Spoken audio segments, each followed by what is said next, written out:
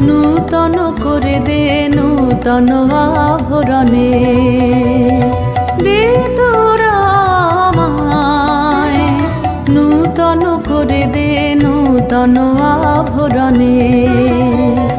হেমন্তের অভিসম্পাতে রিক্ত কিঞ্চন কানন ভূমি, বসন্তে হোক দৈন্য বিমোচন নবলাবণ্য ধনে। শূন্য শাখা লজ্জা ভুলে যাক পল্লব আবরণে।